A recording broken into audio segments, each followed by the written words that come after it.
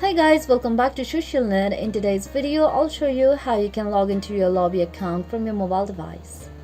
If you already have created an account on Lobby application, then now you can simply log into your account using your mobile digit. In order to do that, all you have to do is watch this video very carefully and follow these simple steps. First, go to your Lobby application on your mobile device, then tap on it to open. Here you can directly log in with your existing Google, Snapchat or Facebook account, or you can go here and tap on your country code, then enter your phone digit in the text field here. Once done, go and tap on next.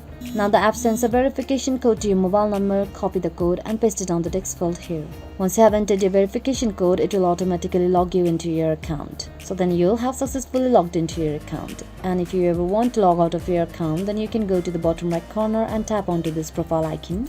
From the profile page, go to the settings option right here and tap on it. Once you land onto the settings page, scroll down to the bottom and tap onto the others option. On the others page, you can see the logout option, so go and tap on it in order to log out of your account. So with all this information, I think you can log in and out of your account anytime you like. So this will be it for today guys. Thanks for watching the video. Don't forget to hit the like button if the video was helpful, subscribe to the channel and stay updated for more videos like this. Bye bye.